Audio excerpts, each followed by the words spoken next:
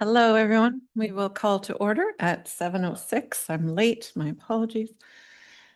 But at least we're not watching another rocket launch today. Okay, call to order, disclosure of pecuniary interest and general nature thereof. You can let us know now or when it arises. We have quite a few consent reports. So I'm not going to read them out, but Casey's been kind enough to put them all on the screen for us.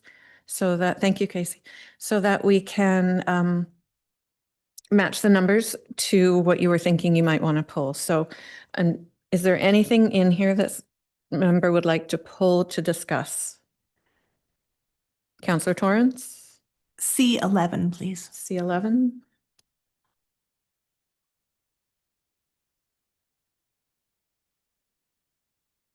A 12? We're pulling 12? Oh, okay. Okay, 11. Any others? Councillor Suter? C6 Heritage Advisory Committee minutes.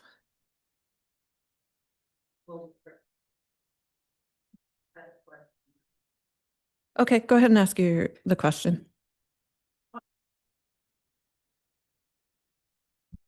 It was very interesting to read the information that supports that designation.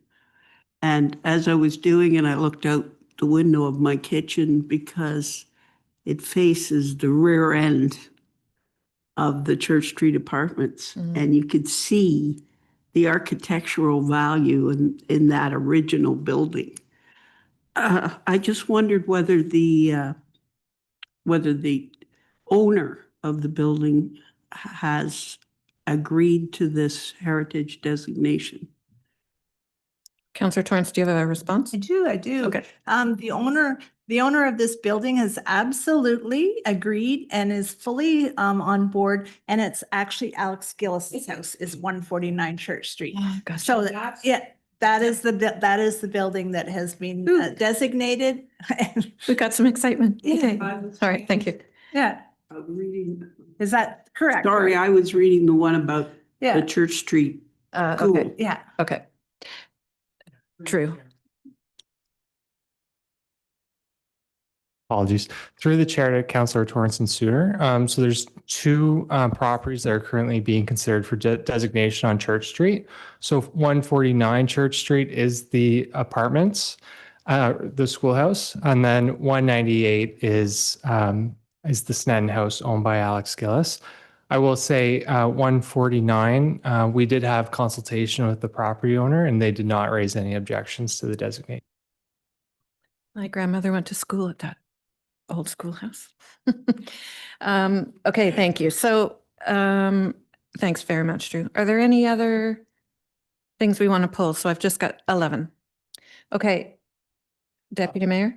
Just wanted to ask Drew if they, when you went through the Church Street School designation, is the land in front of the big side yard or front yard, whatever you call it, is it part of the designation? Will they never be able to build on that again?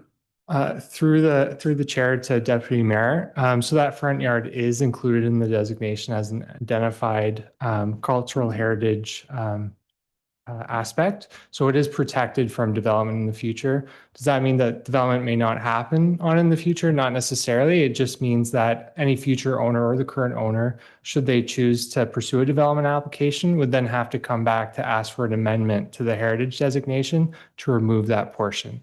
So the quick answer is yes, it is included and that front yard is protected under the Heritage Act through this designation. It's just at one time he had come to council with a presentation about putting an addition on school, right?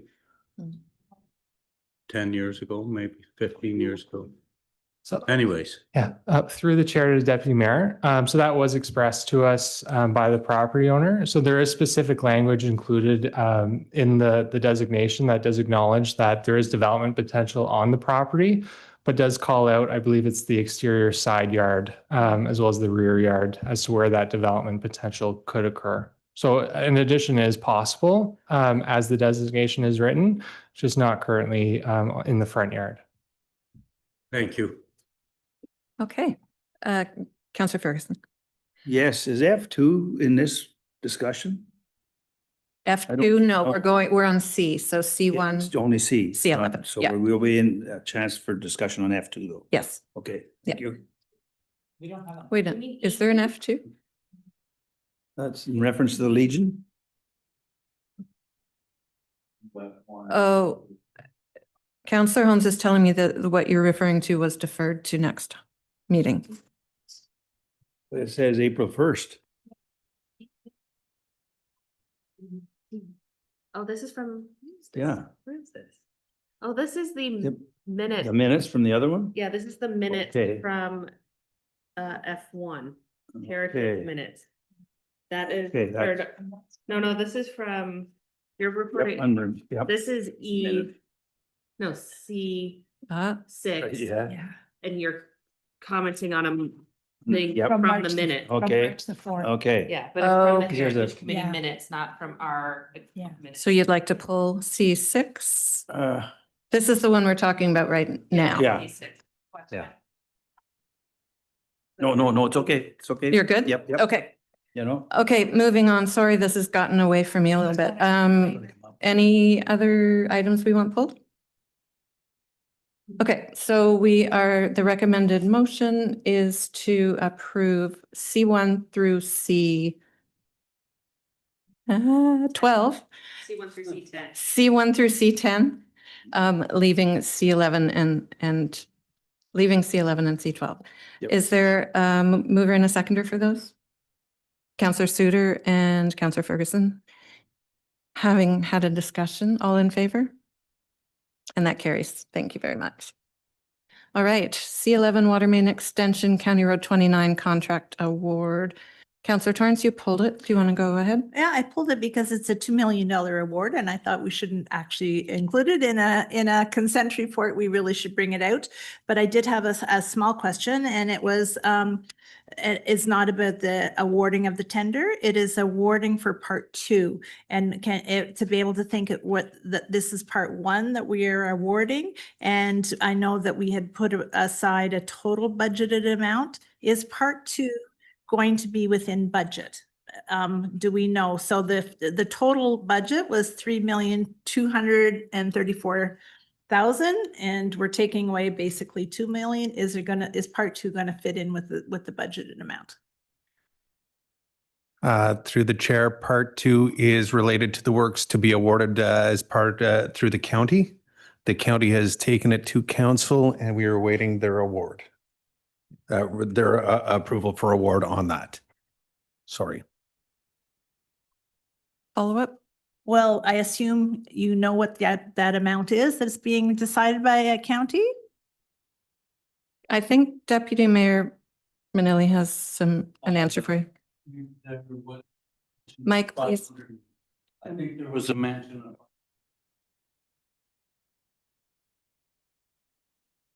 There you go. I think there was mention of 550 to 600,000. And that's for surfacing the road and they're gonna make entrances, right, each for the 4-way stop. Or for the 4-way at the light there, so there'll be a left turn lane for each direction. There's only one now, right? In 2 directions. Okay, thank you. I'm looking at numbers for part 2 up on the screen. The amount is $554,428.50 plus HST for the county's portion on part 2.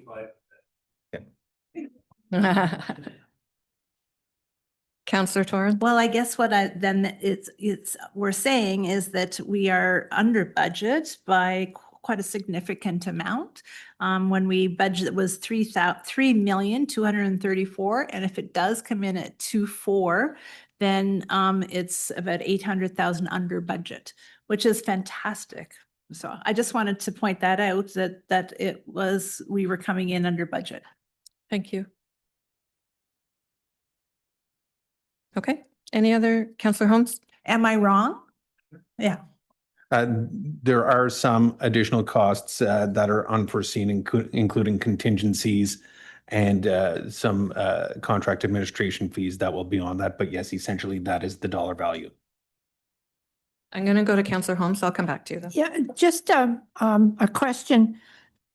So if we're under budget and there is X number of dollars left, where does that money go? Like, I know we talked with asset management about pooling money and stuff. So does it go into like the community asset management, reserve fund? Where does that money go?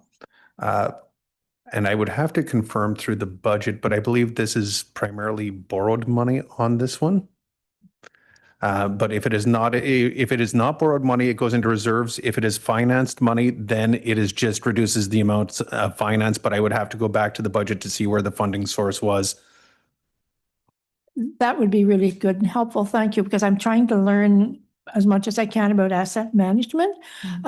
So, and I guess if it is going back to reserves, I'd be interested to know like what reserve is it that it's going into. Thanks so much.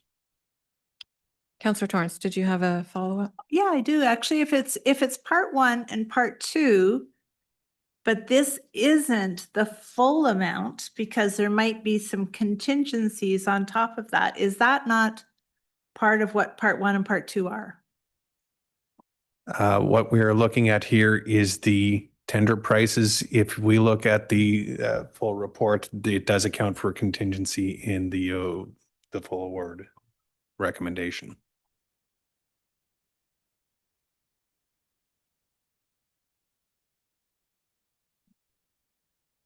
Are the clerks trying to locate that for us? Ah, perfect. There we go. 1,086,50.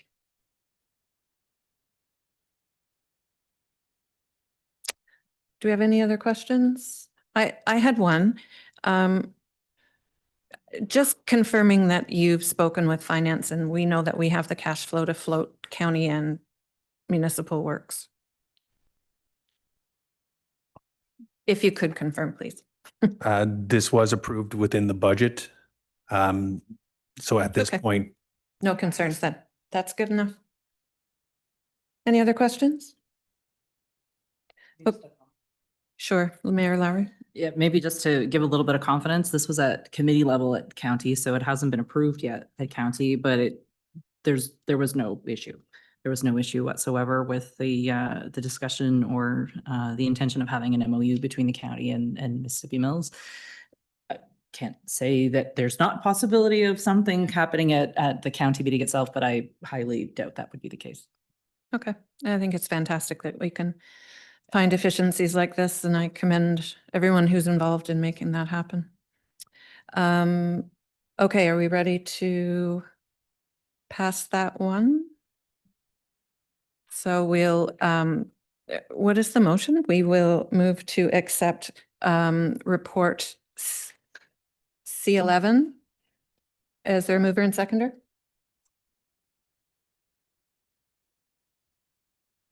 Aha. Recommended motion is that Committee of the Whole recommend Council award Part 1 of contract PW 2610, County Road 29 Water Main Extension and Almont Street Intersection Rehab to Orin Contractors Corporation in the amount of $1,933,759.25. Mover, Councillor Torrance, and second, Councillor Suter. All in favor? And that carries. Thank you very much. Okay, we are on to staff reports. Oh, for goodness sakes. Award of the Microsurface Program, C12. And we're going to Robert, I was going to say.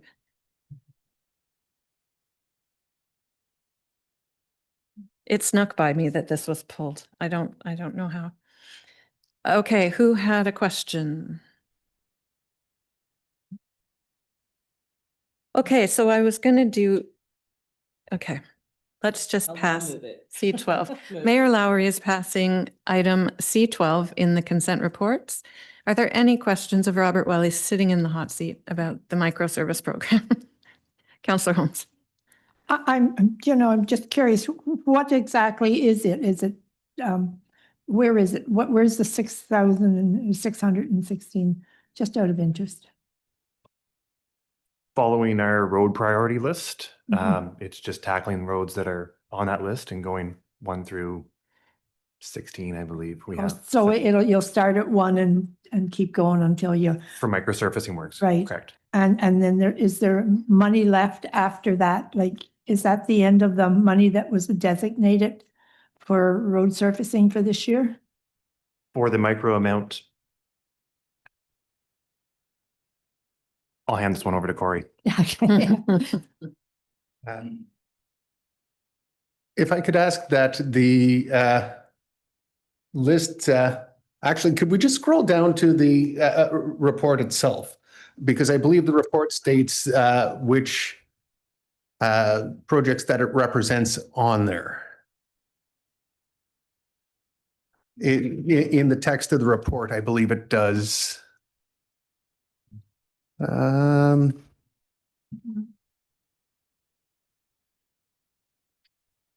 trying to read in the text of the report, but I believe it is, alternatively, you can pull up the table from the council report earlier.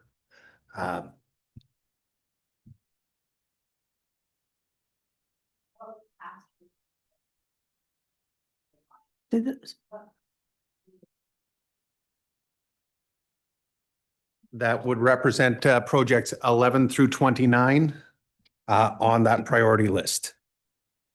And the total value includes all the various projects. So is there money left over? There's sufficient money left over to carry on with the lists as discussed. At this point, we would, without any additional changes due to the things going on elsewhere in the world, we would have anticipated to get to 39, I believe it was. It keeps 38, sorry, or 39. It keeps bouncing around and my eyes aren't so good. So 38, right. Thank you. I was just curious if there was, It is, putting it all together. it is certainly well within the anticipated envelope when we set the priorities. Good, thank you. Okay, did we have a mover and seconder? And we need a seconder, please. Councillor Suter, thank you very much. Making sure you didn't also move. Okay, so the recommended motion is that the Committee of the Whole recommend Council award the 2026 microsurfacing program contract for the municipality of Mississippi Mills to Miller Paving Limited, being the lowest compliant bidder in the amount of $616,940.10 plus HST. All in favor? And that carries. Thank you very much. Now we're on to staff reports. And the first one is Development Services and Engineering Recommendation Report, Frank Fisher Crescent. Over to Drew. Thank you.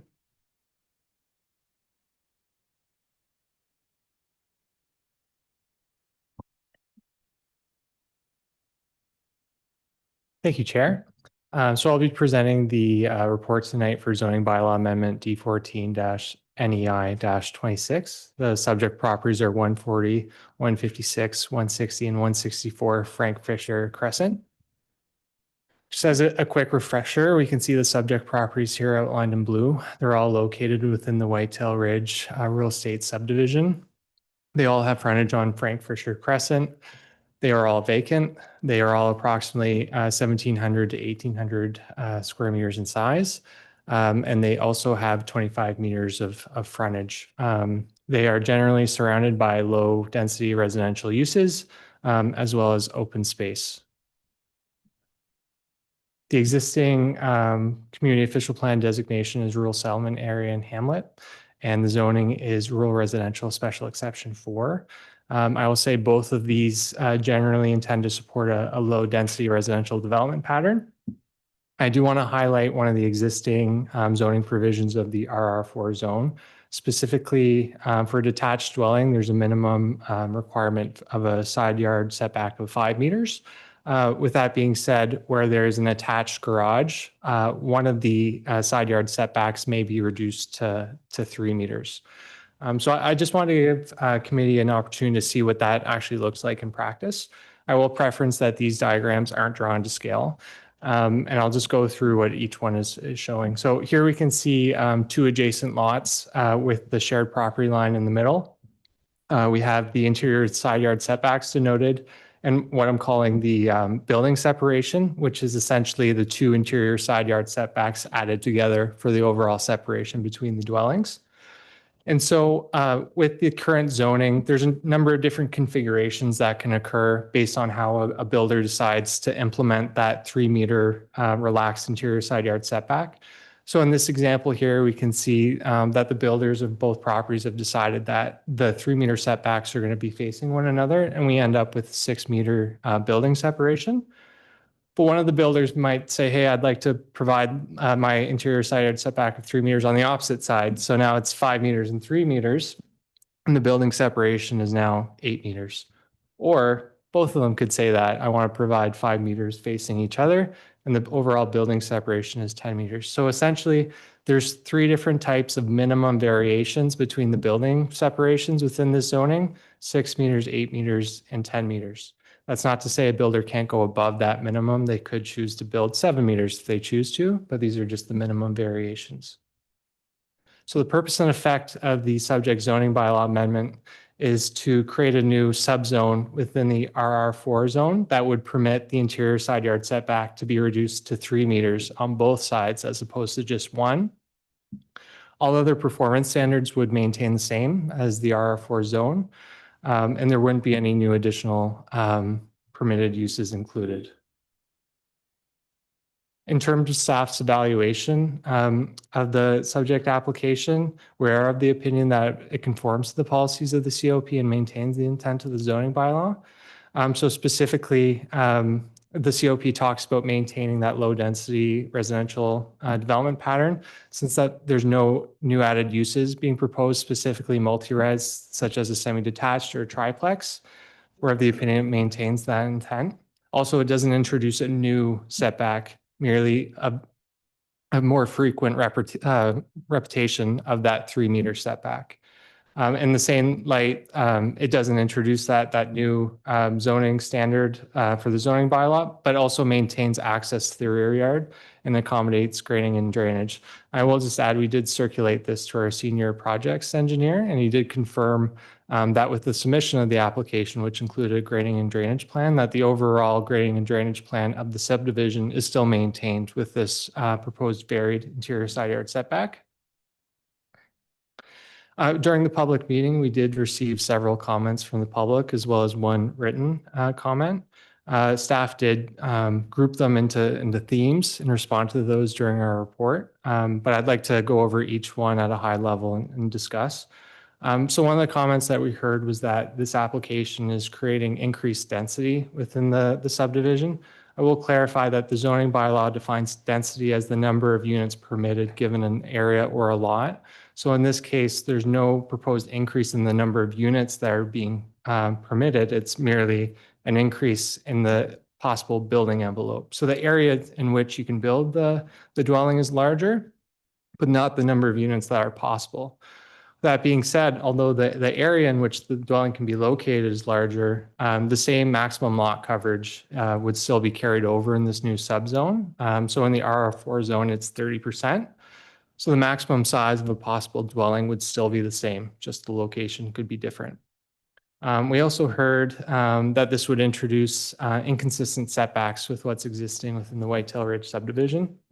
As we just discussed, there's 3 different types of building separations that we can see if people are meeting the minimum requirements, 6, 8, and 10 meters. So when there's a reduced interior side yard setback of 3 meters on both sides, which is what's being proposed through this application, you would get a building separation of 6 meters as well, which is an occurrence that's already permitted in the existing zoning. Similarly, we did take note that the public commented that there's existing dwellings that are adjacent to these subject properties. So what's the impact on them, right? So we went back and pulled the building permit submissions for those dwellings to verify what the setback distances were. And I can confirm that if council was to adopt the proposed zoning, there would be no building separation less than 8 meters between those existing dwellings, not including these subject properties. So essentially, the 6 meter building separation would only apply to where the subject properties are abutting one another. We also heard about neighborhood character, that this doesn't fit. So as I already discussed, a 3 meter setback is already permitted in the RR4 zone. Notably, this is higher than what we see for detached dwellings in the R1 zones in Almont. And then it also aligns with what we see for detached dwellings in the villages. So if council was to approve the zoning bylaw amendment, it still maintains a nuanced approach to applying zoning to maintaining rural character. We also heard about privacy, that 3 meters isn't adequate to preserve privacy of neighbors. So as I discussed already, the current zoning already permits a building separation of 6 meters, irregardless of whether council passes the zoning bylaw or not. The builders still could build a 3 meter setback to those existing dwellings, resulting in the same outcome. Again, it's just the relation of the subject properties to one another that would change. In addition to this, staff are the opinion that a 3 meter setback is sufficient area for screening measures such as fences or natural vegetation. And so with that, staff are recommending approval of the subject application in accordance with what's shown on the screen. Thank you. Thanks, Drew. Are there any questions? Councillor Ferguson? Yes, thank you. Interesting, obviously. No impact on the septics? Through the chair, the clarifiers that are present on the subject properties are located in the front yard within a 3 meter easement, I believe. So they're not impacted by the proposed zoning bylaw amendment. Anyone else? Deputy Mayor? Just to confirm what he said is 8 meter between the two houses, which is 24 feet, right? Through the chair, I'm not great at the conversion. I will confirm it is 8 meters at no less than 8 meters. So there are some circumstances where the interface between an existing dwelling and one of the subject properties is greater than 8 meters. I believe the largest was 11, if I'm not mistaken, 10 or 11. A little more than 24 feet. Yeah. Anyways, that's plenty, I think, anyways. So I do. Okay, All right. thank you. Thank you. So the recommended motion is that, Committee of the Whole recommend that council approve the zoning bylaw amendment to amend the zoning of the subject lands from rural residential special exception 4, RR4, to rural residential special exception 4, subzone X, RR4X, to permit a reduced interior side yard setback of 3 meters on both sides of a primary detached dwelling similar in effect to attachment B. Is there a mover and seconder for the motion? Deputy Mayor Manili and Councillor Holmes. Any other discussion? All in favor? And that carries. Thank you very much, Drew.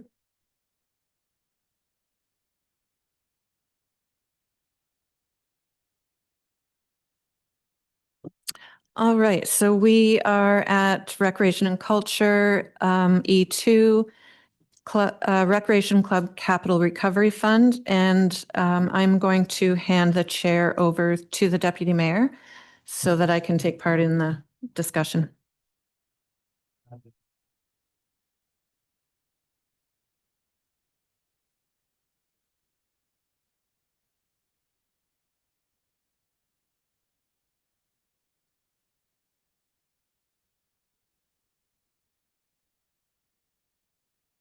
Away I go. Okay. Good evening, everyone.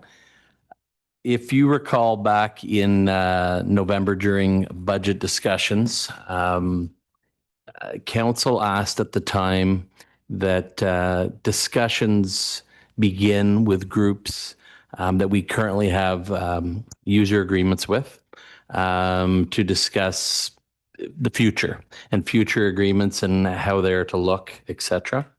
And they asked that take place during the first quarter of 2026.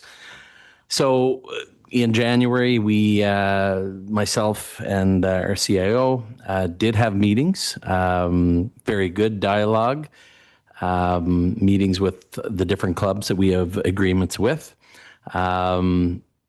Much dialogue was had with respect to capital contributions, the community, I guess, community impact and having the community have access to the courts, as well as school participation and having involvement with the school participating and inclusivity. Lots of dialogue with all of the different groups. And as you could see in the information I provided, the response was very positive.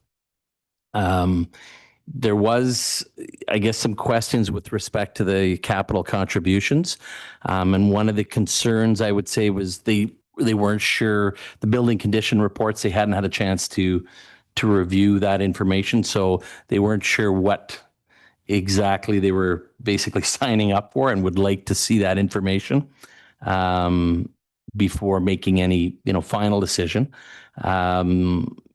And I have had a conversation with Mr. Cousineau.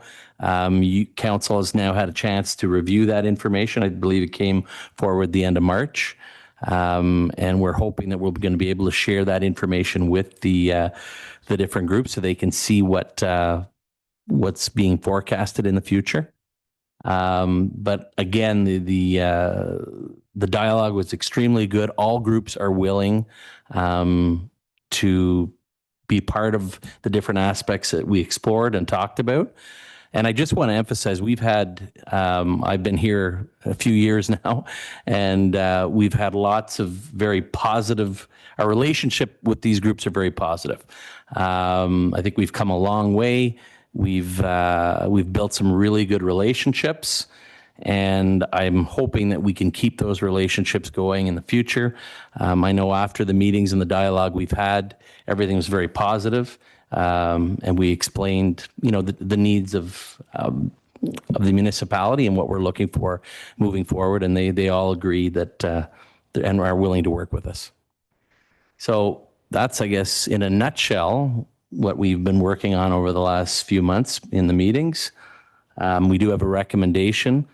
We have not got into the actual, the fine tuning or working on the actual agreements. But what we're here to get from council tonight is some direction so that we can go back and continue those discussions and actually finalize agreements moving forward so we can move forward. Thank you, Deputy Mayor. Just to kind of add on to what Mr. Murphy has said, we, again, the dialogue with each of the groups that we have agreements with, so the tennis club, the lawn bowling club, and the curling club were the main groups that we focused on. When you're thinking about groups that would be hockey or something else, we don't necessarily have agreements with them. They simply rent ice time, field time, what have you. So the agreements that we have with those three groups are where we focused, because those are the formalized agreements that we have in place. The rest, like I said, like a hockey or something like that, they're simply renting a portion of our facility. Whereas these clubs are focused on essentially exclusive use. They have the right, they do the programming for the full facility. So this is where we kind of divide or draw the line between somebody that's playing hockey, where the recreation department decides when you play. Yes, it's a little bit of a negotiation between what time you get, versus these three clubs where they set the schedules of how people come in. When we were in the discussions with these groups, for the most part, what we were saying to them or putting on the table about, would you participate with the schools? We already do. And they would describe to us the programs that they already have in place. For instance, the curling club already provides their volunteers already supervise school programs that come over, and there's no cost for their supervision of those children while they're there. The other lawn bowling does the same. I don't think the tennis club does the same. I could be wrong on that because of the timing of their programs in all cases, but you might know better for the tennis program. They do? Yeah, they Okay, do. They do. Okay. So like I said, as we had the discussions with each one of these groups, they basically described to us a lot of what we were interested in that we then need to turn into the language that goes into the agreements. So the agreements in the past seem to be fairly simple agreements that didn't actually require a lot of objectives or stated desires for the municipality. What we intend to do is to take these principles that are on page 110 of your package, which are shared investment, community access, inclusive programming, school partnerships, and actually write those into the agreements of what we're bringing forward. And like I said, as we went through most of these, it kind of became evident that the clubs are already providing access. They're already in partnerships with the schools. With regards to shared investment, as we understood the history, because some of these clubs were in existence before Mr. Murphy and I were here, you did have these clubs putting oftentimes more funds on the table for a project than the 20% that the municipality that we were proposing in these discussions. What I can say is I don't think any of the clubs is truly hesitant about the 20%. What they'd like to know more is, like Mr. Murphy said, what did the building condition assessments say? What are some of the contributions per year? And what are they actually signing up for? And now that we have those documents, we can provide those. And what we were intending to do and what was discussed with the clubs is that those capital costs that are in the condition assessments become a schedule to these agreements so that they know what's coming up front. As again, just to reiterate what Mr. Murphy said, the discussions with the clubs was very positive, and we were kind of surprised at a lot of the things that they were doing with their programming because, as you know, we don't manage their programming. They have, again, exclusive use of these facilities. It's their program, not the municipalities. Thank you, Deputy Mayor. We'll take some questions from council, and I'll go to Vicky Lowe first and either direct them to Ken or Calvin. Okay, thank you very much. Thank you for the presentation. I have a concern, and that is that the report mixes up guiding principles with policy direction. We should be debating the guiding principles today because that's what the motion reflected, asking to come back with guiding principles. I feel that maybe only one of those is an actual guiding principle and the others are more operational or policy decisions. I worry that if we approve this, we are sort of implicitly approving the 20%, which was going to be a separate motion, but the items in here, like working with schools, there are a lot of things we haven't discussed yet. What we asked for, I believe, is the guiding principles that we would use to then start creating policy. So because of that, I would like to see it referred back to staff to redo the guiding principles so that they're actual vision values statements that can be shared between the clubs and us. And then from there, we can start building these. Now, these guiding principles could look like a charter that the clubs sign on to before we have discussions. So we confirm and they confirm that we have the same understanding of what the outcome is. But that is my concern, that we're mixing up two discussions here. And I think we need to figure out the guiding principles first and then move on. Any other questions? Counselor Torrance? I know in January when Mr. Murphy brought this on, it was on his quarterly report. Both Councillor Suter and I sent him a message to ask, you know, how this is going to be presented to council before it came with a 20%, you know, a decisional kind of question for us to make. And he responded that that the motion that he was working on was that council directs staff to develop guiding principles for all agreements with recreational clubs, including but not limited to the tennis club, the curling club, and the lawn bowling club, and then that this be brought forward in the first quarter of 2026. So that was also what I was expecting to come forward based on our discussion in January, that it was those guiding principles that were going to be coming forward. And so I feel like we haven't had a discussion about those guiding principles, the same really as Councillor Lowe has said. I'm also when we were in the middle of the community services master plan, it was really about 20% of the or a percentage of the current capital improvement. We said when we put money into the curling club, how are we going to, what is your percentage of this going to be? And we said, oh, we'll have to discuss that in relationship with all the clubs. The same with the tennis club. Like, so we have not had that discussion about what that, it's not on future capital improvements, but on capital improvements we've done in the last few years as well.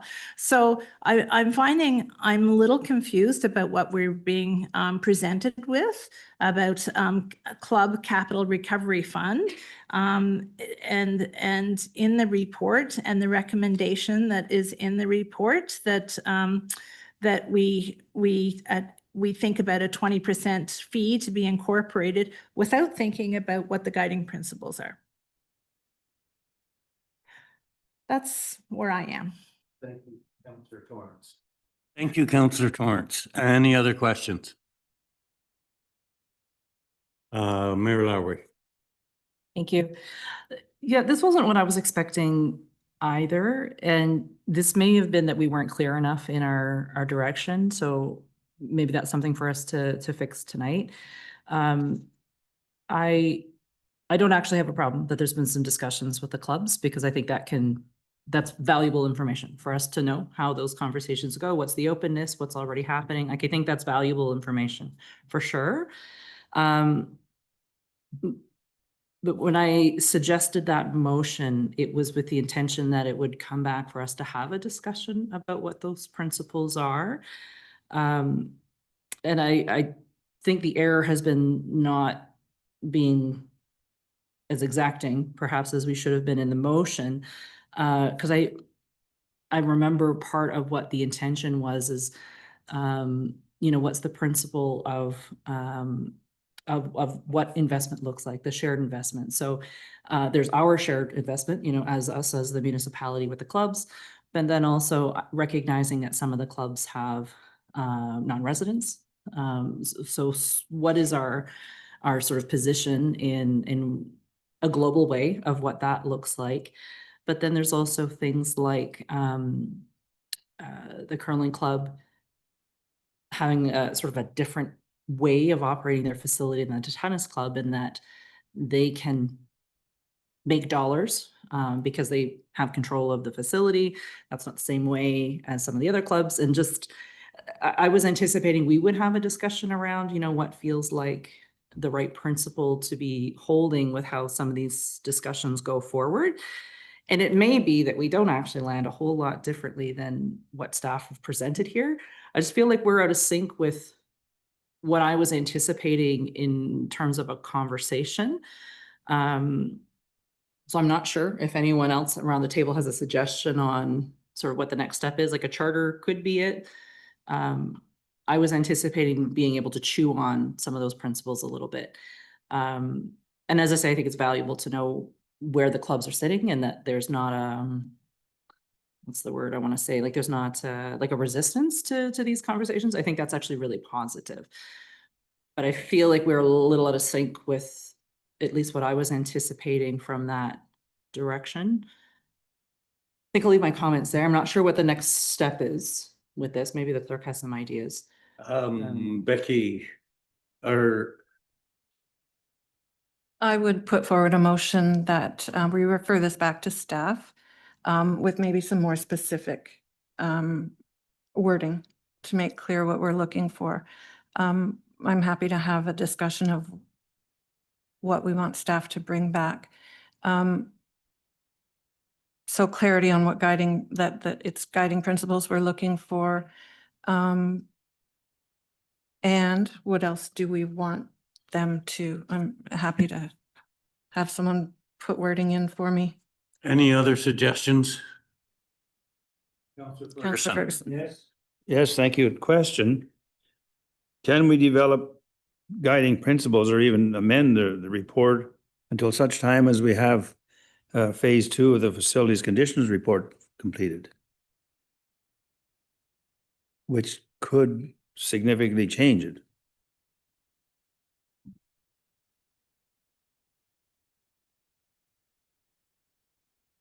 Councillor Torrance. I think that the guiding principles, which was the original ask, I think that we need to develop them. We need to be able to say, how do we treat our residents versus in town versus out of town residents?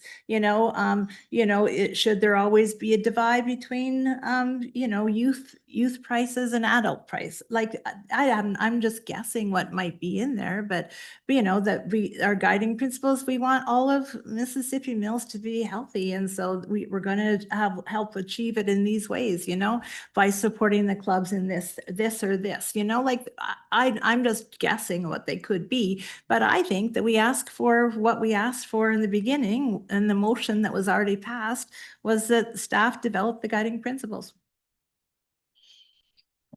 Becky. I'm happy with that if we just send it back to refer to staff to reformulate. When I think of guiding principles, they'd be things like community access. We value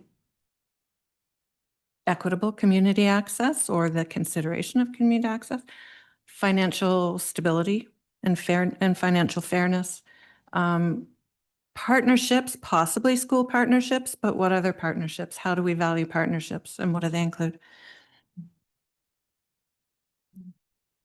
Matt. Can you hear me? I don't think, okay, now it's okay. Yeah, I think the work you did was really valuable. And I don't think that it has set us back at all. I think sometimes you have to meet with these groups to decide what your guiding principles are. So I agree. Let's go back and look now at the guiding principles and then see how this fits in. It may be just fine, or there may be a bit more to add. And I think to Councillor Ferguson's thought about the weighting, indeed, if we're thinking about a 20%, maybe that's not the right number based on phase 2 of the assessment. It might only be 10% or it might be 50%. Who knows? So I think, you're on the right track.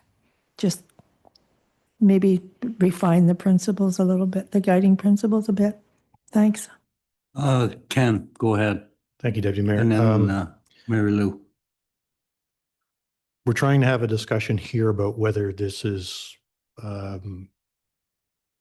helping us understand where the disconnect is between what was provided and what council is desiring. I'll point to page 110 of the package. Bullet 2 says community access, which I think Councillor Lowe's had pointed out. We want a principle on community access. What was proposed is that facilities be operated in a manner that provides reasonable access to the broader community as a guiding principle. So what I guess the question from the staff side is, maybe there's tweaks. What I heard was maybe it's 20%, but we'd also like that applied retroactive. That's, I think, just a refinement in what council is saying, as opposed to you're not you're not willing to support 20% cost recovery. So I guess what I'm asking is, how are staff supposed to go away and come back with guiding principles without some mechanism to provide these to council? Because you're probably going to get something that looks similar to what's already been provided here. Thank you. Thank you. Guiding principles are more overarching than specific dollar amounts. Guiding principles should be applicable to all of the groups and should be applicable in 10 years from now. So they're more of an overarching statement as to how we are going to approach this. In terms of the 20%, I don't have any other numbers behind it. I don't know what that 20% works out to be. I don't know how that helps in, like, I don't know what portion of cost recovery that helps. I think maybe like Councillor Ferguson, we're just not there yet to choose a percentage that the clubs are going to be giving, because we just don't know that that's the right number. I'd like to, Director Davis might be able to put some numbers together, and that's what I'd be interested to see down the road, though. I can send you some of my thoughts online if we're referring this back. I think the thoughts would be helpful, but bullet 2 is fairly broad. Facilities to be operated in a manner that provides reasonable access to the broader community. It's not specific. I think it will last a time of 10 years, 20 years, 30 years. Facilities to be operated in a manner that provides reasonable access to the broader community. With this negotiated with each of the clubs to define exactly, again, in an agreement, specific, not in the guiding principle, of what reasonable access would be. Because I do think that reasonable access is going to vary depending on the club.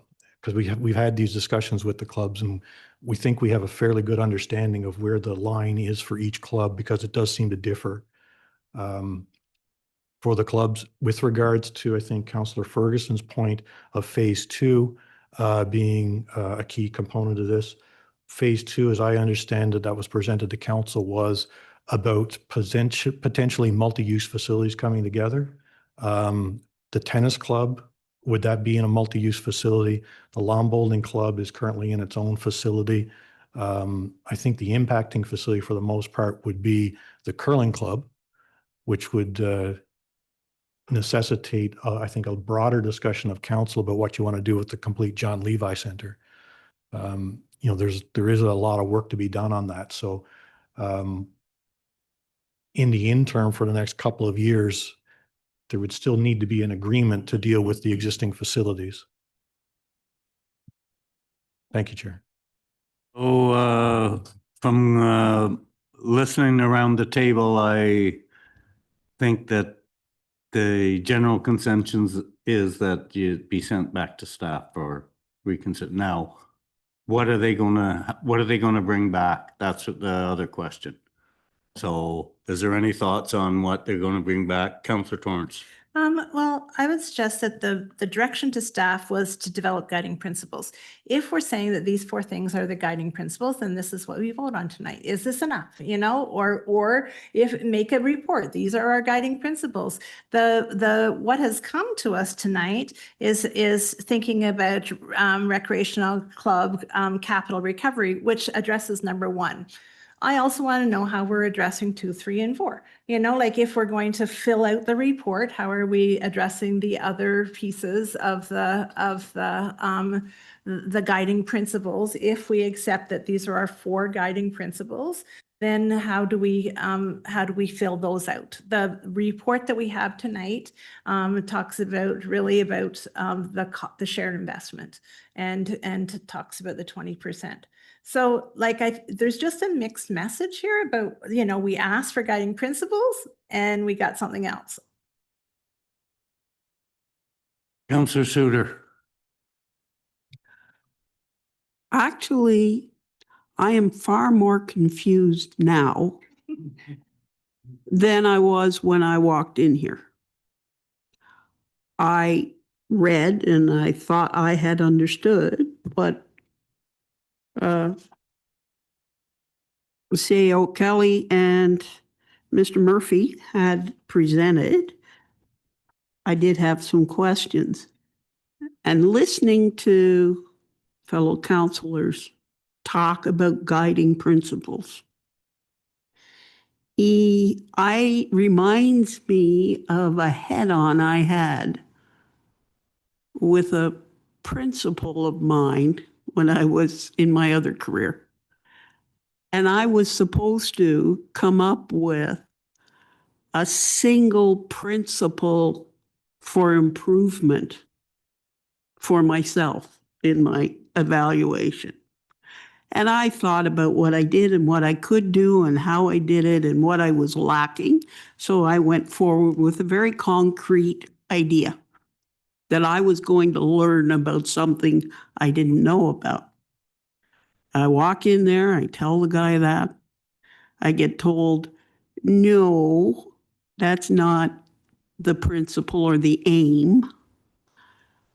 And I said, well, that's what I'm lacking and that's what I need to do. Well, now how is that going to turn into more value for the students and the system? And I go, so well, obvious. Anyway, I'm not going to berate that one too long.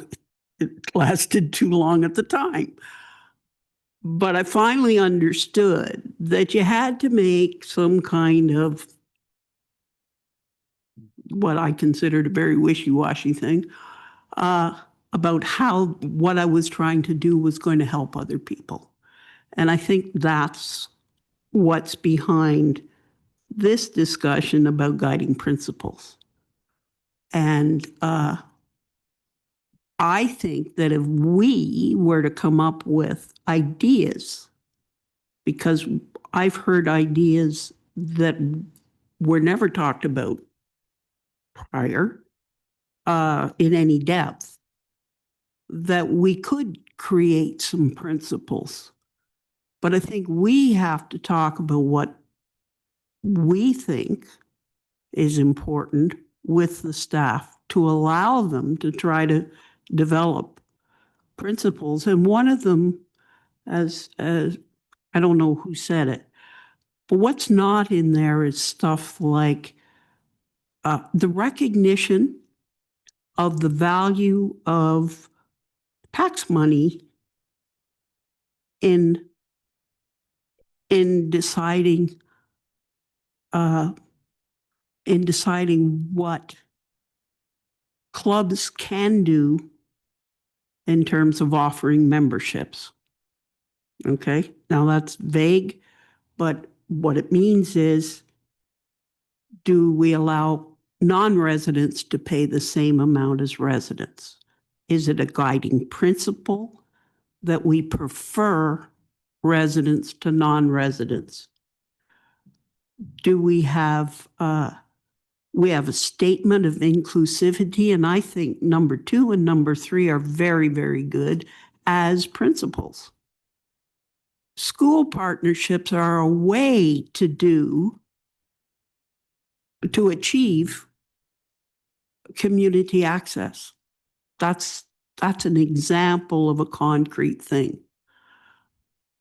And I really think maybe we should have another joint training session between council and staff, just aimed at hammering out guiding principles, rather than leave the staff to go away and try and second guess what we want. Thank you very much. Krista, you're next. Thank you. Well, this isn't something we're going to solve tonight. And we've had a lot of really good discussion. And I liked what you said, Councillor Holmes, about, there's not something lost here. Like there's just other things to do. I'm going to suggest that we don't well, actually, I don't know. I'm gonna get Jean to fix what I'm saying here. I was gonna say not to defer to staff, but refer to a special meeting. Is that what I want to do? Well, maybe I'll tell you what I'm thinking before you say that's the right idea or the wrong idea. Is I'm thinking in one way, we're really weedy in our comments, and another way, we're really aspirational and 30,000-foot level. And I think what needs to happen is a discussion similar to those that we had when we were setting the strategic priorities. So, you know, I have some very different ideas about what shared investment means. There's some other pieces there that I want to make sure that we're thinking about.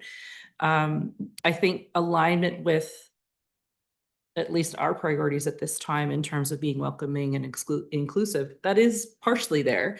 But I think that there's more to it. And I remember when we were talking about this back in November, one of the examples I had given is that, you know, these are apples and oranges. Like we're never going to have it be completely the same for all the clubs. Like that's just not possible. But I feel like I'd like more meat on the bones in terms of what some of the guiding principles are. And I'm thinking about what's fair to the taxpayer, but then also what's supportive of the clubs who are offering really terrific recreation opportunities in the municipality. So there's a sort of balance to be struck. But I really feel like there's a transparency piece, like an accountability piece that this council and future councils need to be able to really root themselves in to say, yes, we invest in recreation this way. And here are the ways that we make sure that our residents are being treated fairly. And here are the ways that we make sure things are accessible. Here are the ways that we, you know, allow for the club to really shine and do what they do well. So I'm thinking, perhaps it's not exactly this. Perhaps Jean's got some ideas, I think, about what would help to move forward. But I think tonight isn't the place to do it.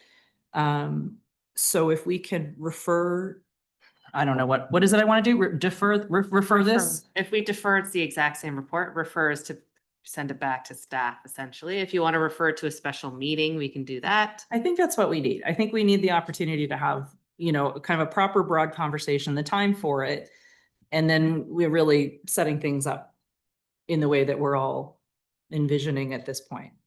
So I'm not sure what the motion is. It would just be to refer to a special meeting. Refer to a special meeting. I would move that if there is others who agree with that as a. And Becky, are you seconding that? I think it's a little difficult because we have three different groups and there's three different areas and there's different memberships and different prices for the Costa game and everything. So good luck. Mary Lou, you can wave all you want. You still have to wait till I'm finished though. Just testing peripheral vision. We've just gone off on what I think is another direction.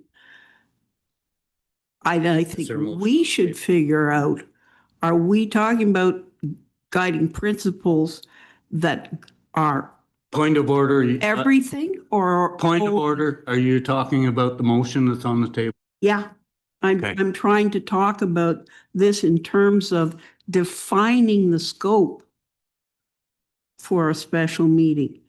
Because by introducing some of this, you introduce programming that does not involve these clubs. We started with a focus and now we're somewhere else.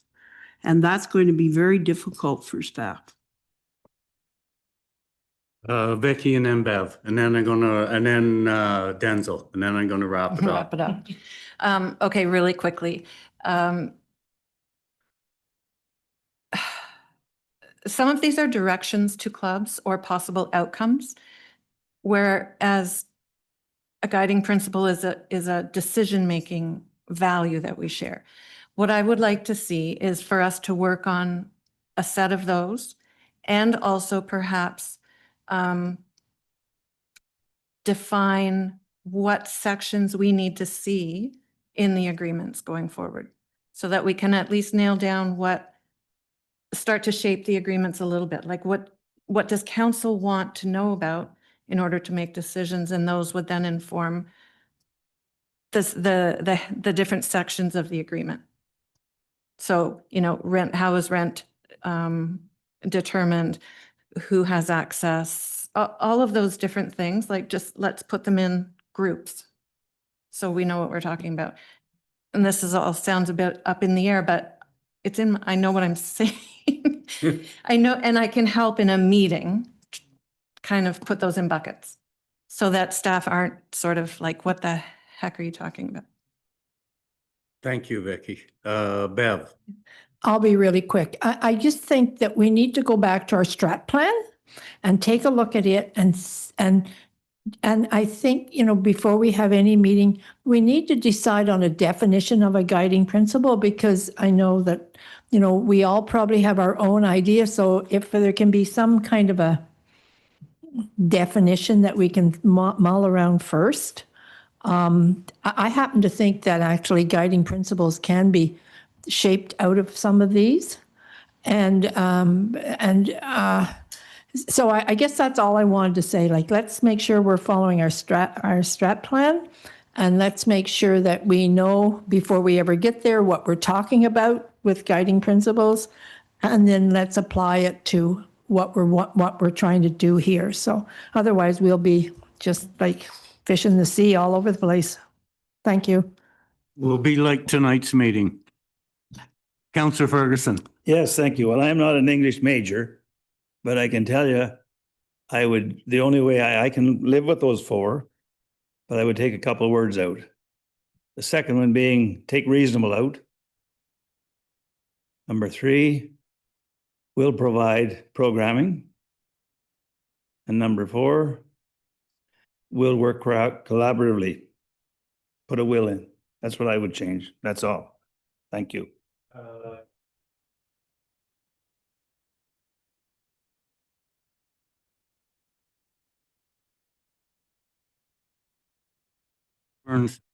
Ready, so I guess I'll call the question. Do we have to vote on it to refer to staff, back to staff? No, we're not referring. Yeah, we're referring to a special meeting. Referring it to a special meeting. Okay, so we have a movement seconder. I'll call all in favor. And that's carried. Thank you very much. Thanks, Becky.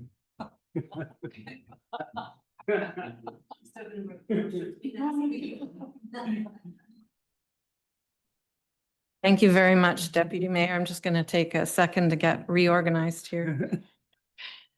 Okay. Thank you, Calvin. And thank you, Ken. We appreciate you sitting here through that.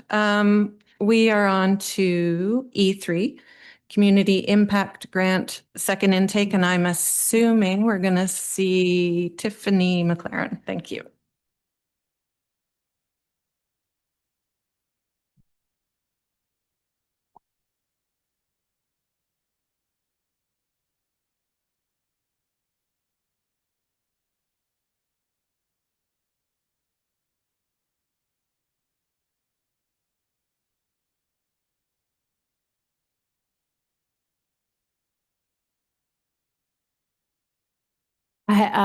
What you see is a recommendation on the second intake of the grants, our community impact grants. This was the first time we've introduced a second intake. Our deadline was the end of November, and it's always been the end of November, but this kind of allowed for some new ideas and some later applications. It wasn't an overwhelming intake, but it was some new ideas. So I think it was worthwhile having the second intake. The majority of the applications were in the Spark stream, which is new ideas, first time without any, or new ideas, first time applying. And then one thing to note is we did really hope micro grants would get streamlined into this, and that's clearly not happening. I think it was a little buried in the promotion and people who always apply for microgrants didn't apply. But those were always done as they're pretty small amount. They're $200 and they've always been done until the funds deplete and they have their own amount. So that's the way that would sort of be handled. But there was one microgrant. Now that the second intake's done, after we get the reports on the year's finished, there'll be a report on all the changes and what worked and didn't work. And that'll come forward to council. But today's decision is just these groups. Do people want me to go through each one, or just do you have questions about any of the recommendations? I do have a question, but I'll wait. Does anybody else? Councillor Holmes? Thanks so much. What I'm wondering about the microgrants, because I do realize that people would ordinarily, if there's any money left, is there going to be an opportunity for microgrants yet? Do we know how much? We guess we don't. 3,600 of the whole grant was microgrant funds and only 200 has been allocated. Okay. So we haven't ever really hit the top of microgrants. We always do. We do quite a few. So we'll just continue to take them. We'll do some separate promotion on microgrants and just award them as they come in. So it's okay to tell people about them. then? Please do. Okay, Yeah, thanks. please tell them. Okay, my question was about a meal for all, the multicultural food fair. We do have a multicultural organization called the Inclusion Project in Mississippi Mills. I'm hoping they've already, in the spirit of collaboration, like we talked about at lunch today, I hope they connect. Yeah. Okay, perfect. Yeah, they are. Those groups are talking. It's a very different concept than the potluck. The potluck's alone, just a community on the street casual. This is different, and it's a first time. It's patterned after an event that has been done in Perth for a couple of years. It's been really successful, but they are working on the inclusion. They're hoping to get someone on the committee as well, but they've already had conversations with them about it. So. Any other questions? Okay, so the motion is on the screen. I'm not going to read it all because it includes the chart. But basically, we are approving the items in the chart as part of the 2026 Community Impact Grant Program. Is there a mover for that? Councillor Ferguson, and a seconder, Deputy Mayor Manili. All in favor? And that carries. Thank you very much.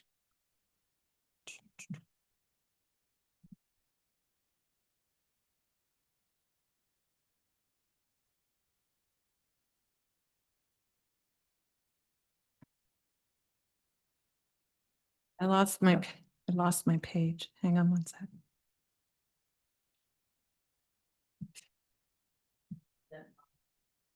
Thank you. I went to another section and now I just got to find my way back. So we are on the Debt Policy Review 2026 E4 and over to Director Davis. Nice to see you. Thank you.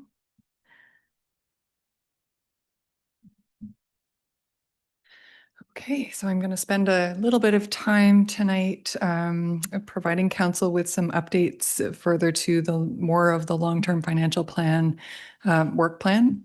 And this presentation is specific to the existing and proposed amendments to the debt policy.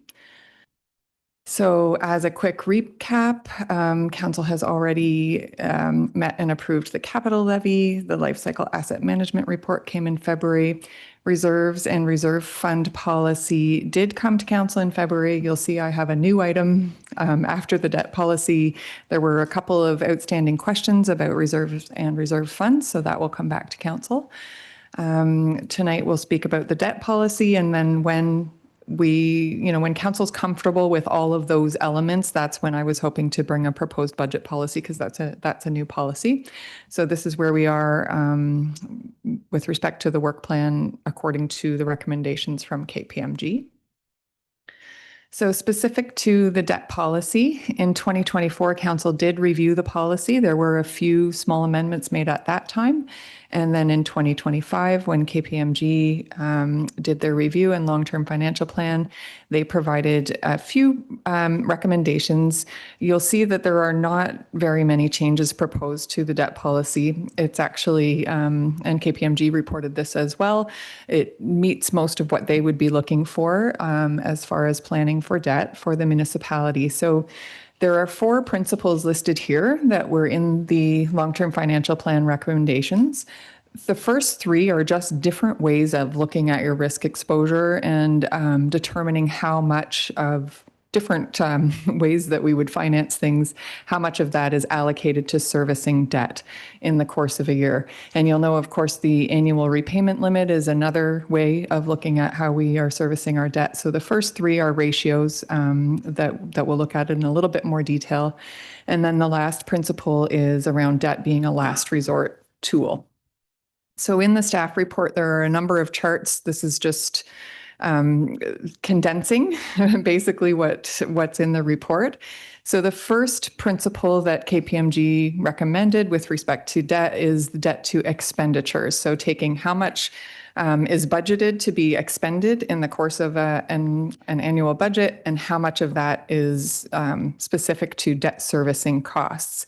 So the principle recommended by KPMG is that the debt would be less than 15% of expenditures. And if we converted that into the 2026 budget, we would not want to spend more than $5.4 million in a year on debt. The current policy is worded a little bit differently. So it relates it to between 12 and 15%, and with a goal of reducing to 10. With that 10%, the maximum would be about 3.1 million. And in 2024, that's when we have the last audited financial statements, the ratio was 8.3%. So we're well below any of those benchmarks. And I did throw the annual repayment limit maximum in there, which is quite a bit higher. Councillor Ferguson and I spoke about that earlier. It is probably not the most conservative number. There is room for council if a project came up that would require debt in excess of that, we can apply to the ministry to have that extended. But as you can see, according to these ratios, we're in very good shape, and we're not close to that at this point in time. The next ratio is debt to taxes collected. So this is just another way of looking at liquidity. They are saying that debt shouldn't be any more than 25% of taxes collected. So I've given some similar indicators to what was in the last chart, but again, we're falling below. So 14.2% as compared to that 25. There's nothing in the policy that specifically speaks to this ratio, but I think it is something that council might be interested in. And we do get a report on an annual basis from the ministry once our financial information return is submitted, and all of these ratios are provided. So we have a consistent and reliable data source for that. The last one is debt to own source revenue. Again, less than 10%, and you can see all the numbers in 2024, we were at 8.4. For all 3 of those principles, I'm not recommending any changes to the policy. I think what we have in the current policy is probably even more conservative than what KPMG had recommended, and council does always have the discretion to make a change to that or approve debt over that amount. The last principle was that debt be used as a last resort tool. That's how it's worded in the report. That would be used for one-time projects where insufficient life cycle funds are available. And we've had lots of conversation over the last while around how we make those life cycle funds available, how we plan for the future to ensure that especially the smaller and more frequent purchases are not needed to be funded through debt funding. Lots of steps being made in the right direction there. So I think the way the policy is written is a kind of a long-term view as far as pay as you go, where practical. So I think that is what we're aiming for. That's what the principle speaks to, and I think we're on the way. The idea would be to reduce and eliminate debt for life cycle projects, but of course we know larger capital projects, it does make sense to borrow in those instances. And I think the policy reflects the recommendation, even though it doesn't use the same wording. So there are only 2 proposed amendments to this policy. One of them is that we just add and debt-related ratios to the council reporting requirements.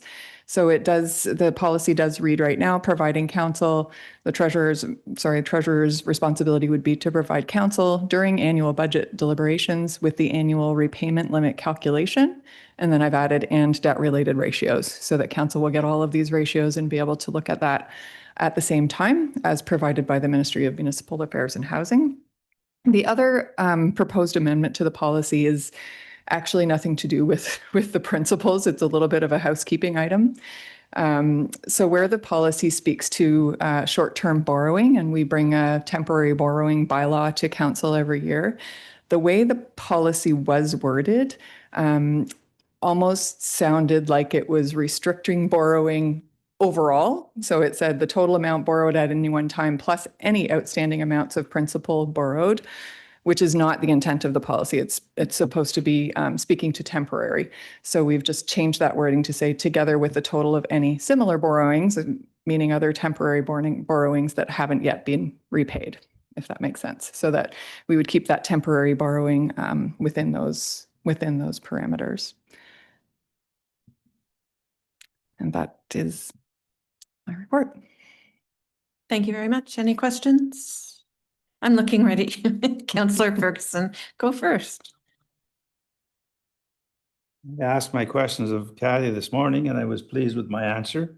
The only discussion I did have with her, and it would be and made reference to, it was specifically to the purchase of vehicles, i.e. trucks, as an example. I wondered and questioned if, and certainly county council members would know, I think, is there a pooling of vehicles within the municipality, specifically purchase of small vehicles as a way of saving monies? I was wondering that too, if we could go into a lease agreement. I don't know, I forget what it's called, where a company just has an ongoing lease for many different vehicles and it saves money. You spoke to that, I think, already. So two different things, I think, to Councillor Ferguson's question there. As far as I know, there is not a pooling, but I will look into that as far as, you know, if all municipalities in the county were to pool together their purchasing power as far as purchasing fleet vehicles, that I do not know of that right now. But there is through LAS, there is an enterprise fleet lease program. And that actually came up, I think, during our reserve discussion as well. So we have been working on a report for council for consideration of that. There are some municipalities I know of that have implemented that program. So I wanted to check in with them and see how it's going and if they would still recommend. Our first glance at it was that it was generally cost neutral, but there may be some other benefits to being able to do that. It really wouldn't apply to custom or large vehicles, but your general fleet.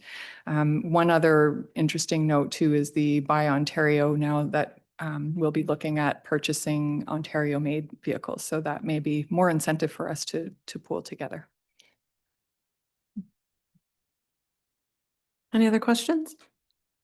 Kathy, would you mind going back one slide? I was wondering, I know you'll probably do it anyway, but I was wondering if we could add the requirement that debt-related ratios be provided to council annually, including a 5-year history, just so that we have something to compare it to. And I know I know that you will do that, but you won't be here forever, and I just like it in, in the policy. As I always say, take the person out of the job and talk about what it looks like. That's all I had for you. Absolutely. Yeah, thank you. Anything else?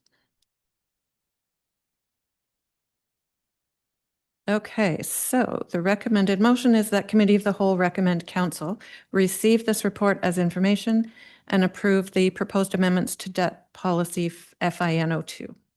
Mover and seconder, Councillor Ferguson and Councillor Holmes, thank you. All in favor? And that carries. Thank you very much. And E5 Community Services Master Plan Work Plan 2026 to 2030.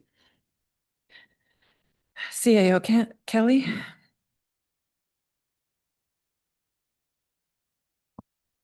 Thank you, Chair. Council asked us to come back with basically a work plan for this. As you can see, there's approximately 87 recommendations with sub-recommendations in the Community Services Master Plan that was brought forward by Stantec Consulting. Approximately half of those, I'll just leave it at half, are ongoing. So those are things that you can expect to continue to see staff do on a regular basis, and they will be included in budgets going forward. About the other half are more specific one-off projects that aren't ongoing. They're going to be a specific start and an end, and they're going to deliver a specific product. For many of these, they will require coming forward to council, and we've given council some outline that in most respects lines up to what Stantec said they expected in. In some cases, staff have said it's probably better if we do that in maybe a little bit of an earlier order. Stantec had 3 kind of timelines: short, medium, and long. And really the long was towards the tail end of this master plan, which is like 5 to 7 years out. Staff didn't think it would be good to deliver something in year 7. So you'll see that most times we haven't gone, I think, anything past 2032, which is 5 years out from, say, 2027.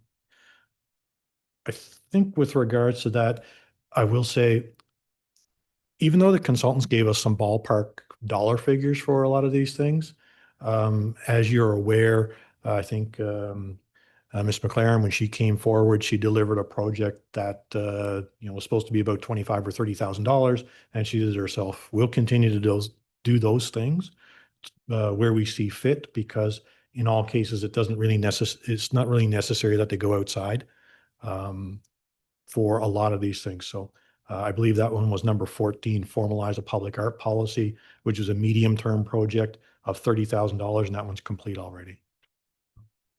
As well as, establish an inventory catalog of municipal venues. Again, Ms. McLaren's already done that as well. So just as an idea. So we'll continue to try and tick those things off. I'll leave it back to Chair if there's any further questions. Any of those? Thank you. Any questions? Let's see. Councillor Torrance?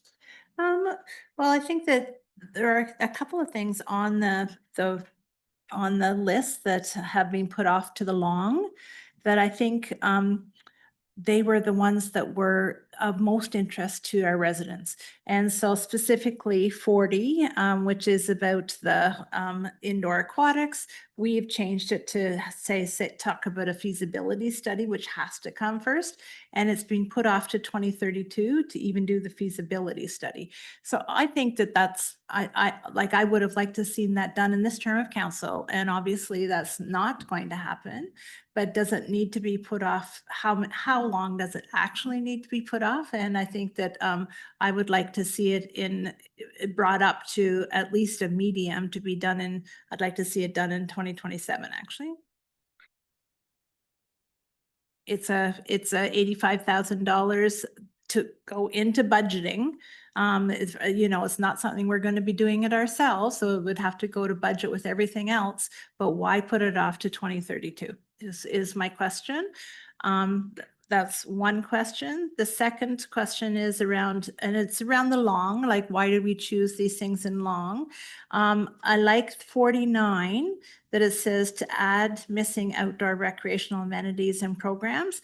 I would like to think if there were some funds coming forward that we could put in pickleball courts, that we would grab the funds if we could, that we would make the applications, just because we're saying it's going to be 2031 before we do it.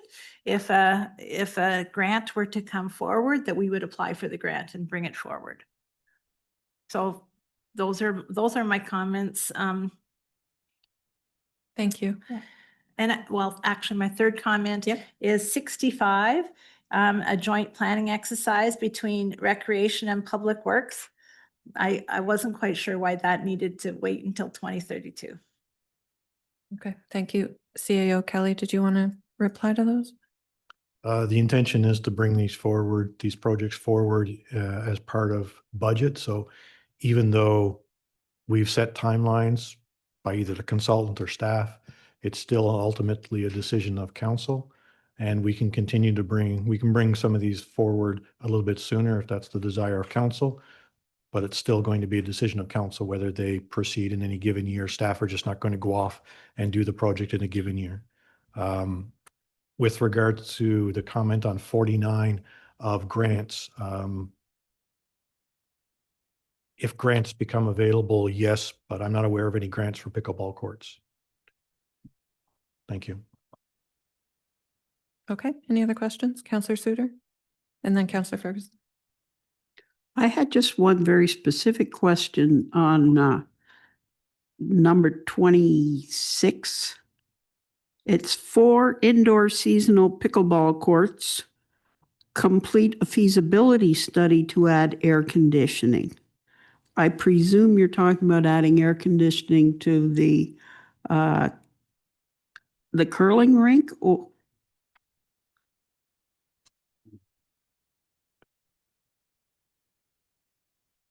is that what we're talking about? Yeah, that was one of the recommendations through the chair that came through the Community Services Master Plan, and that's what they were referring to. Correct.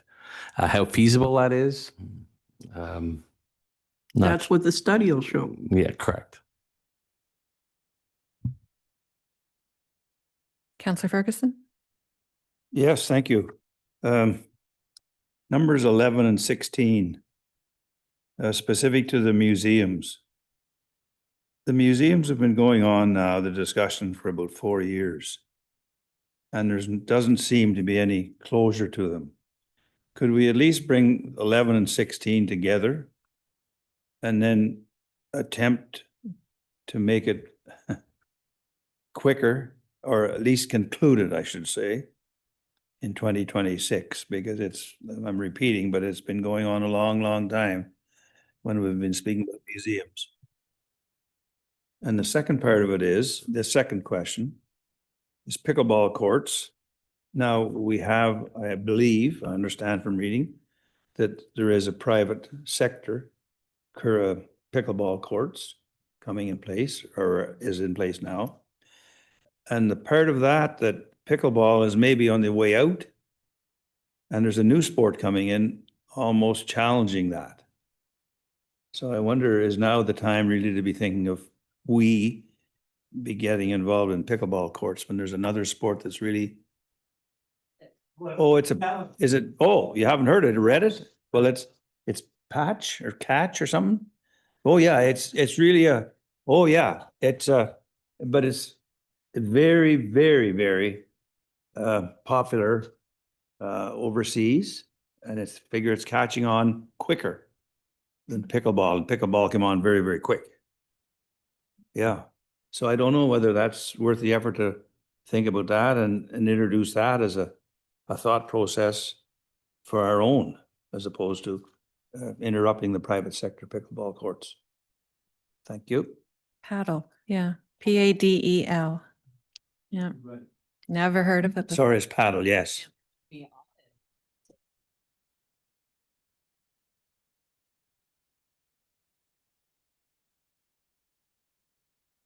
New knees, unstoppable. CAO Kelly. Thank you, Chair. Just responding to the museum piece, please appreciate that even when the consultants did their work here, I think many of the things that are going on with museums right now, such as the Milliken Tail, hadn't quite reached the height that they have now with regards to museums. And there's a lot of work being done to understand what's coming forward to council about museums, right? We're still waiting for some of this work to conclude. There's been working groups that have been established that were not anticipated as part of this work of the consultant. And, there's still an understanding that something will come forward to council for consideration with regards to Milliken Tail and the other museums working together, or what that will entail. So. Thank you. Councillor Holmes. Thank you. Yeah, I talked with CAO Kelly today actually about these, like it's a great list, but it's almost outdated, and, there may be some things that can be combined, and certainly, the museums, there's about 3 different items there that can probably all of a sudden will be taken care of based on, as CAO Kelly was saying, that this the things with the Mill of Kintail. So it might be a time to review that list, fairly soon to say, okay, how can we combine this and maybe change some of the timelines. Anyway, thank you. Okay, but did you have your hand up? Maybe, yeah. Just CAO Kelly referenced it, but council did appoint a steering committee of staff and council to work on this issue. Short is still reasonable because it's Q2, but we have had a number of meetings, it's councils on it and staff, and we have put a call out to the museums to come back, which will be the partnership sponsorship policy. And then from there, I think the steering committee is them, like a steering committee that includes them. We did used to have one, it sort of fell apart. And I think that's coming out of that as well. The only one that wouldn't necessarily fit with that is the 30% funding, which is their recommendation as a consultant. We did give them all of the background stuff, but it still would have to be decided once we come back to council. Council would still have to decide if that's what fits with the partnership agreements, which we don't know yet till they come back to us with what, but just if that helps at all. I think it is moving along, but we're always going to have museums and they're always going to come to the municipality for something. So it's not like we're going to wrap up the museums, but we are encouraging them to work together. And I think there's been some really healthy progress there, along with this whole new Mill of Kintail hurdle that we're seeing more partnership because they're like stronger together working for something, if that's positive. So. Thank you, Tiffany. I have something that's just been bothering me for a while, and that's that we still have only received the community services master plan, and I don't want to skip over assuming that we've approved one of the recommendations. Like we still have to discuss each of these items and approve moving forward with them. So I think the work plan is great. I just want to make sure that we're leaving room to still discuss that we're actually doing them, because we didn't approve the plan, we just received it. Am I making sense to you, Ken? I think so, Chair. And again, I'll say when the intention is that anything that requires funding commitment, that council hasn't already committed to those funds, that we'll be bringing a lot of this forward during the budget process, because they're due in 2027. So obviously that's a budget discussion yet to be had. I think with regards to most of these, there wasn't any discussion to say take them off the table as such. So the intention of staff is to go forward, go away, do the work, and bring it back for council's discussion, so you actually have something to discuss. I will say many of these things were fairly vague in the community services master plan, and they do actually need to be fleshed out to some degree, I think, for council to have a decent discussion. Yeah. It's more than just one sentence. Yeah. Thank you. Okay, thank you. I think what we're left with, if I'm not mistaken, is we want to consider moving up the pool feasibility study, or at least that's the suggestion. Was there anything else to be moved up? Councillor Torren? Okay, so clerk, could you please go back to them? Oh, I've got the motion. So we could just give a note to staff to consider moving up in the next budgeting process, because it doesn't change the recommended motion. Is everyone comfortable with that? Councillor Lowry, Mayor Lowry. That's all good.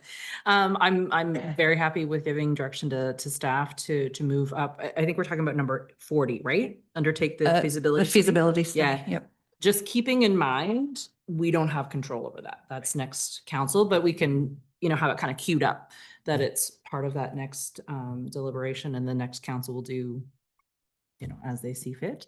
But I do support moving it forward so that how can I say it? So the will of the future council, if it is to take a look at this, it could happen early in next term. Councillor Holmes. I just want to make sure we don't increase people's expectations that we're going to get busy and build a pool real fast. So it has to be very clear that this is just a feasibility study. I can see where this will go. Mhm. Thank you. Can I make a comment? Yes. Oh. Mayor Lowry and then Councillor Torrance. If you want to quote exactly what it is in here, it's providing aquatic programs to residents. It's not building a pool necessarily. So there is that, that focus of what this is. It could mean lots of things, but we are talking about programming in there. Councillor Torrance? Well, I'm sad to see it go to the next term of council because it could also be explore options by talking to our neighbors who are in the middle of building a pool. And so how we might partner with them, you know, and so it's not necessarily building a pool ourselves as part of what other options are available to us. Yeah, thank you. Do we have any other questions or comments? So the recommended motion is that Committee of the Whole recommend that Council receive this report as information and direct staff to include these projects in future draft budgets for Council consideration as warranted. Are we still comfortable with that motion? Does someone want to put it forward? Councillor Suter, thank you. Is there a seconder? Councillor Holmes? All in favor? And that carries.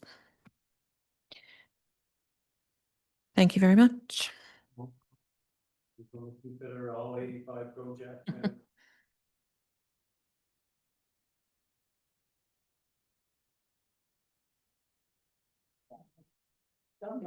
Somebody. Okay, we have no notices of motion. The quarterly reports are for information purposes. Reach out to staff if you have any questions. At this meeting, we've got the clerk's quarterly report and the childcare report. Information items. Our correspondence comes from the Warden's Caucus about the 2026 Ontario budget statement. MNR is talking about new regulations under the Wildlife Fire Management Act. Lanark County, the PIC for the Public Information Center for the Five Arches restoration, and the Ministry of Municipal Affairs and Housing Rebuild 98. If you have any questions about that or you want to put them on a future meeting, please refer to staff. And we are now at the mayor's report. Do you have an update on anything today? I just have a couple little things I'll share. Couple weeks ago, I was invited to an economic development roundtable with MP Jenna Sudds. There was a number of people from Lanark County and Frontenac in participation, and it was really quite good. There was a few politicians. It was right at the same time as Good Roads, so not a whole lot of politicians. Valley Heartland was there. A number of agricultural organizations were there. And it was really interesting how similar all of our comments were about, you know, the pressures of not having the workforce that you need, the pressures of having growth that is difficult to respond to. The whole idea that growth is not paying for growth hasn't for an awfully long time. So it was a good discussion. It was short. We probably could have gone all day, but it was only about an hour and a half, I think, if I'm remembering correctly. But it was good to participate in that and hear what others around the riding are thinking about, for sure. And then the other thing I wanted to share is that if you remember Habitat for Humanity, Sarah Cooper with Habitat for Humanity has had a little bit of back and forth with us, and pleased that she reached out, and we're staying in touch. There's a few introductions and whatnot that I'm hoping to be able to make for her, and really pleased that she's still thinking about our area and thinking about partnerships in our area for potential projects in the future. I think that's all on the mayor side. AMO and Roma updates. Roma had a really quite a good meeting last week. We were focused on giving some really quality feedback to new, not new training as in new council training, but new training as in new and improved training for council members. And AMO has brought on a new manager of education, I guess it is, and is really trying to make sure that municipal councils have the supports that they're needing, and some really excellent thinking going on about longer term support so that we're helping, or AMO was helping, set up allies and like a whole cohort of people you can go talk to if you're trying to solve a problem or think through something and whatnot. So that was a really excellent conversation that we had. And I'm looking forward to that being announced to whomever is around the tables around this province, come October. But it was a good meeting, and we're really looking forward to the conference in August. It's hard to believe we're talking about the conference in August already, and continuing our discussions with Minister Thompson and Minister Black, and to some degree Minister Calandra as well. That'd be my report. Thank you very Thank much. So, county councilors report. Just a couple of quick things.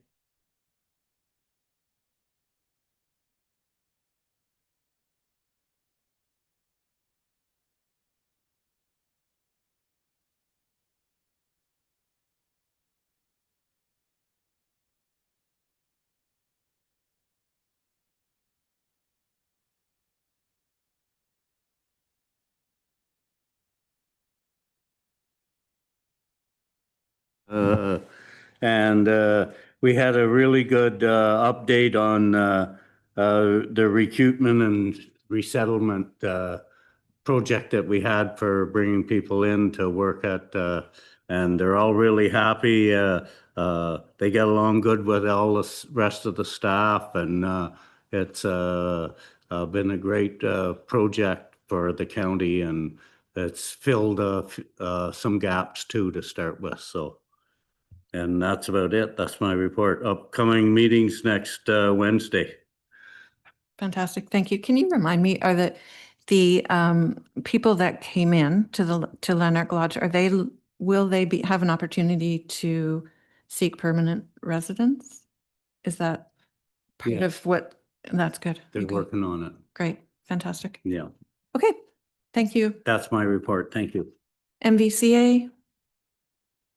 So we just had a meeting yesterday, so the minutes from the previous meeting were approved, so they'll come for next meeting, but just a little update on what happened yesterday. Well, there was the Alice report that we're going to provide, but also Sally McIntyre, who is the manager, and the board chair attended a meeting where they were actually told that the change to the regional operation is probably not going to happen in September of 20 or in February of 27, maybe more likely in the fall of 27. But they left lots of openings. They said that it might be longer because sounds like they realized that it's a huge project. So they're asking that everyone who is now sitting on the board stay on, even if you don't run for re-election, until there's a new election for members, because they need some continuity. I found it a bit bizarre. I don't know about Councillor Suter, but and the other thing, we got there's now a Mississippi River Watershed Flood Watch, because of all the rain and, the warmer weather, all of a sudden, there's a lot of snowpack still up at the head of the watershed. So it's just a watch yet, but I guess those are about the two things that I'm thinking of. Councillor Suter may have more. Can I ask a quick question? What is the makeup of the MVCA board? Is it not? It's Representation representation from the different lower tier municipalities. But not necessarily a councillor? Well, Ottawa, yeah, there's councillors. Ottawa it has the biggest amount, and there's actually one person on there who's not a councillor because they are allowed. But the rest, it's all councillors from the different municipalities in the watershed. Okay. But Thank that'll you. change. It'll now become upper tier whenever it becomes regional. Okay, thank you. Councillor Suter? The one thing that I thought was interesting, again, There is a report from the Mississippi Valley Conservation Authority who felt they could not take a political stance regarding Alto, but had been asked to provide information. And it's a fulsome report that not simply Lanark County, but also involves Frontenac, Addington, and part of Renfrew on all the problems or wetlands, endangered species that might be encountered and water might be encountered by any given Alto route. So I think as the specialty organization, they have provided good background information to the Alto people, should they choose to read it. And that's about it. For the most part, it seems like a lot of the people will be returning. Okay, thank you very much. Police Services. Yes, thank you. The Police Service Board meeting is tomorrow. And the Zone 2 meeting is being held in Prescott at the end of the month. Thank you. As for the library, the February minutes are in your packages.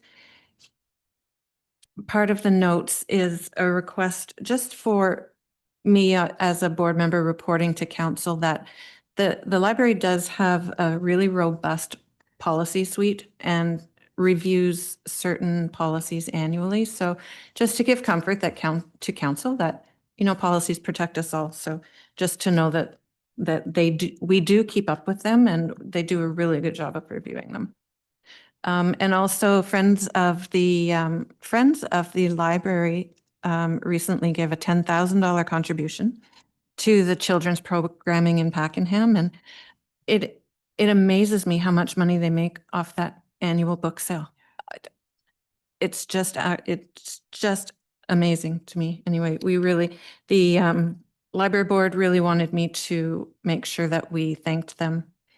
I also would like to formally, maybe I'll follow up later with the clerks, have the new CAO or the incoming CAO just introduced to council.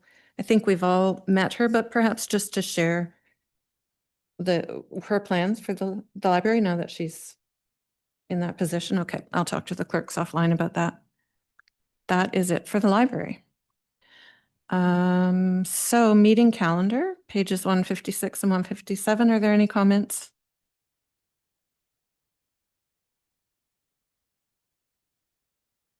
Okay, seeing none, I think we can declare the meeting adjourned at 8:58. Thank you, everybody. Thanks.